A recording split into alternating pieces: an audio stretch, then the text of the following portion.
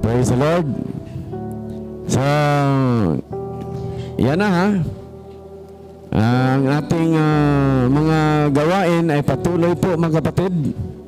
Alam niyo si Satanas ay hindi niya gusto na tayo ay makapagpatuloy sa ating gawain.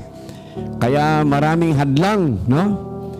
Maraming hadlang na gusto niyang pahintuin ang ministry ito, but greater is Jesus that is in us than Satan that is in the world. Amen? Kaya patuloy at tuloy-tuloy pa niyo itong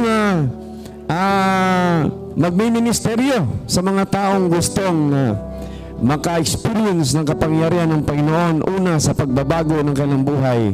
Pangalawa, mga kapatid, yung mga tinatawag na mga manifestation of the Holy Spirit for their healings, for their upliftment, mga kapatid. Yung spiritual aspect natin ay lalago at tayo po ay magiging magkaroon ng maraming eksperyensya sa spiritual realm at tayo magagamit niya sa mga milagrosong mga bagay at tayo po mga kapatid ay magiging mga powerful anointed soul winners. Amen.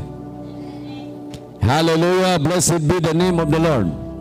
So akin pong tinuturo sa inyo ang balanseng pagtuturo sa spiritual, lalo na pag kayo ay dadalo sa ating mga tinatawag na spiritual awakening. No? Sa ating spiritual awakening, dahil pag hindi kayo makadaan sa mga ganyang mga proseso, mahirapan po, no? Mahirapan po kayong maglago sa inyong spiritual condition or spiritual aspect. But pag ikay dadaan sa ganyang proseso, mga kapatid, ang dali mo na makakonek sa spiritual na mga galawan, dahil po mga kapatid, no? Naintindihan mo ang mga bagay na hindi mo maintindihan kung hindi ka makadaan sa ganong mga seminars. Hallelujah. Praise God. Amen.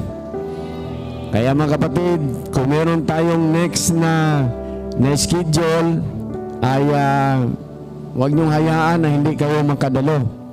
Huwag niyong hayaan ang mga busyness in life. Palagi man yan, mga busy-busy yan, routine natin yan. Palagi yan eh. Pero meron tayong i-isolate na special days na ibigay natin sa Holy Spirit. Isang isang tinatawag na appointment with the Holy Spirit. Amen. Yan yung tinuturo natin sa during spiritual awakening. Hindi lang po about deliverance, hindi lang po about spiritual awareness na kung ikaw ay nakipag-link doon sa mga spiritista o mga witchcraft noon, ay nandoon pa rin yung mga curses sa mga spirits na nagkiklaim ng tinatawag na legal rights nila upang hindi sila aalis sa buhay mo, pamilya mo. Peter 1:3, anong sinasabi? Basa tayo. His divine power has given us everything we need for a godly life through our knowledge of Him who called us by His own glory and goodness. Hallelujah. Anong sabi? Divine power. Lahat magsabing divine power has given us everything. Not something, but everything. Minsan hindi na natin nahalata. Minsan palagi tayo nagmumurmur, Lord, kailan ba, Panginoon, saan ba yung blessing, saan ba yun? Magsabi din sa Lord, nagbibigay ka ba? Wala nga bakit ka nagkiklaim? Kung baga wala ka naman gideposito, bakit ka naman mag-withdraw? Pero mga kapatid, no? God is good. Amen? Because of His divine power has given us everything we need for a godly life. Ito ay spiritual muna. Godly life. Amen? Through our knowledge of Him who called us by His own glory and goodness.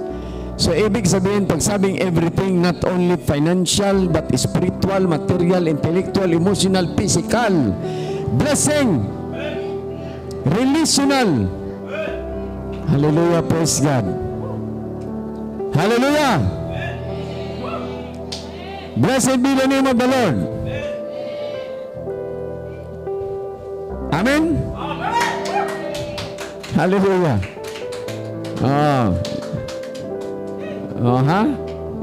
Matthew chapter 7 verse 11. Basa. If you then do you are evil, know how to give good gifts to your children, how much more will your Father in heaven give good gifts to those who ask Him? Tingnan mo yan. Kini-compare ang mga father in this earth. Kayo mga tatay kayo. Kung kayo ay marunong magbigay ng mga good gifts to your children, how much more your heavenly Father, who is good and is good all the time, that will give you, amen, amen. Who will your Father in heaven give good gifts, hallelujah, to those who ask Him. Hingiin mo lang, amen. Hingiin mo lang, kapatid, hallelujah. Sabi niya, who ask Him. Ang problema kasi, parang katulad tayo ng yung brother ng prodigal son. Di ba yung brother ng prodigal son, faithful naman siya eh. Nandoon lang siya sa household ng kanyang father.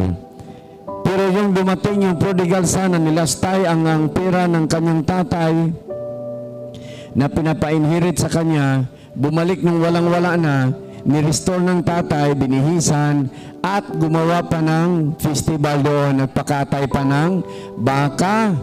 Sabi ng kuya, ano ba yan? Yung anak mo lumastay sa kanyang pera mo at ginasta doon sa mga sugalan, bisyo at mga babae. Tapos pagbalik, nagpakatay ka ng baka? Ako nga, I'm faithful to you all the time, all of my life nandito ako.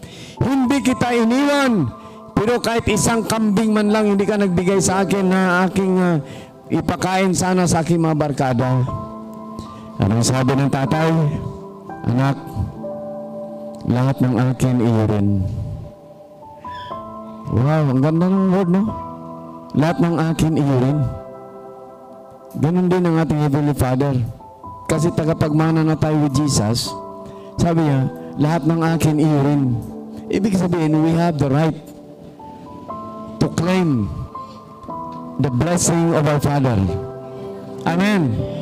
Ang problema lang natin, guilty tayo dahil hindi tayo obedient. So pag obedient tayo mga kapatid, walang problema to claim. Amen. Yung iba claim ng claim, hindi naman sila obedient. Kaya we have to be obedient in order for us to claim without shame. Amen.